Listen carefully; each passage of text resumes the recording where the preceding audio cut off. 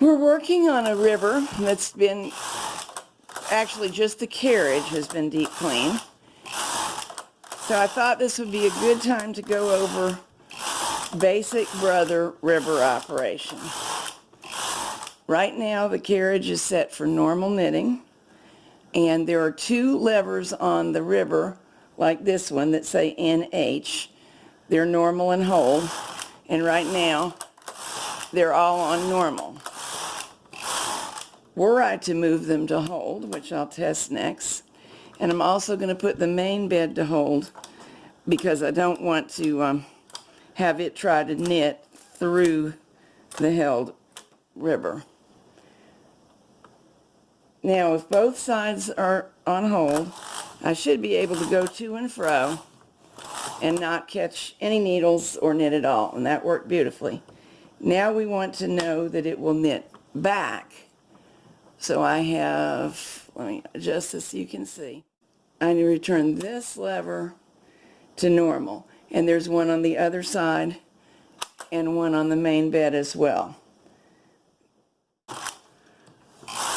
That worked perfectly.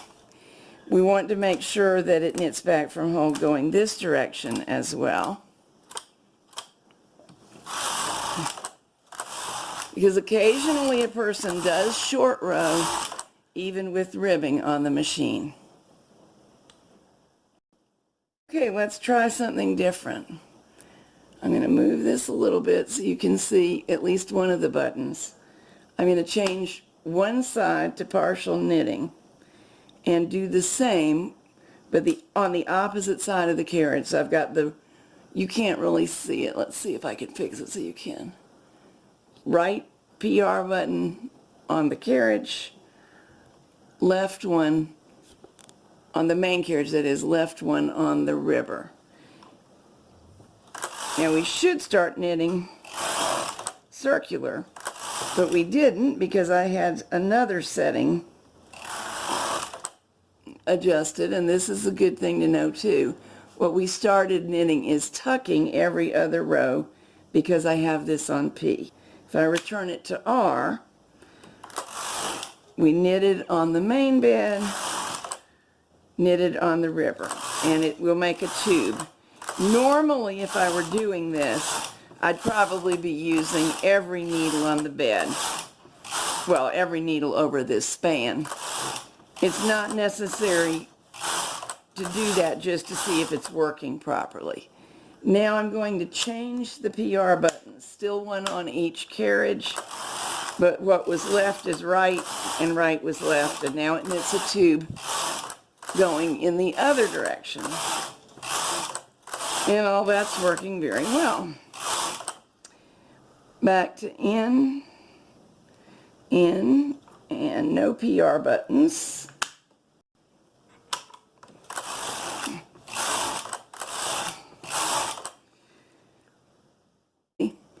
Half fisherman's rib. If I put one PR button plus the P setting that I engaged accidentally before, here's what should happen. Main bed knitted, river bed collected loops. They both knitted. And this fabric will get much, much, much, much, much wider than stockinette. I stopped partway through a row, which is crazy, but you can see the settings better.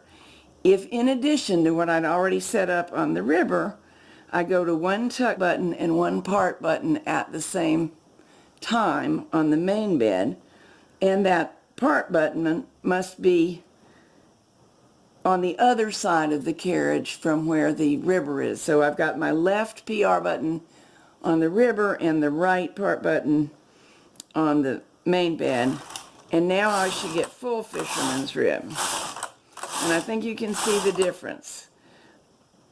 This time the main bed picked up loops, now it knitted off, and the river bed picked up loops, and they'll alternate like that. And this is the widest fabric you can possibly knit on a machine with a river. In fact, it would be wider still if I engaged all the needles and put it in H so that they would pass each other and not slam into each other. Down here is one more setting. We'll make sure both settings are working. They read 1 and 2. And I usually just leave mine alone, set in a way that I like the ribbing it makes. But actually, one of them is tighter ribbing than the other one.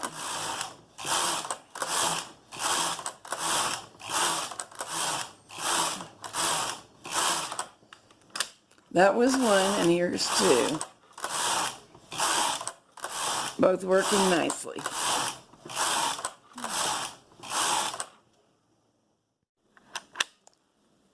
That's for a looser, softer stitch. That's for a tight one. So normally if I were using either of the Fisherman's rib, I would think this is what we want, because that's what we generally want Fisherman's rib to do, get looser and take advantage of its softness and its width.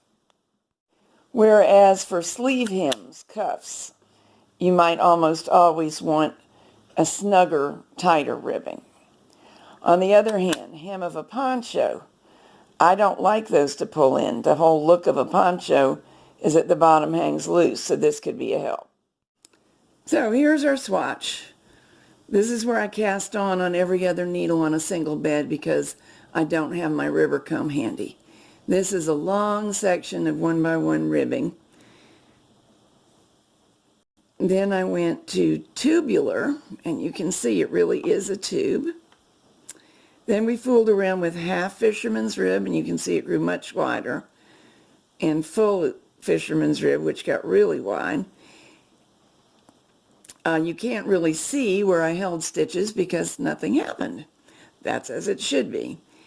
Then up here, I went back and forth several times between the number 1 and number 2 setting, wondering if it was going to be visible to the naked eye, and it actually is. Right across there, I was in the tighter setting, and I went to the looser setting. You can see it, and you can feel it better than you can see it. The firmness is noticeable. For your information, in case you use this yarn too, I'm working on a standard gauge machine, of course, and I had both dials set at 4/4 with Tam 3-ply Astracryl. I know that a lot of times people prefer to set the ribber a lower number, and I tried that out. Wasn't that pleased with the results in this particular combination. That can happen over time. These two items weren't bought as a unit. This is mine. It's from an estate sale, so I don't even know its history. And the ribber carriage belongs to a customer, so I don't really know its life history either.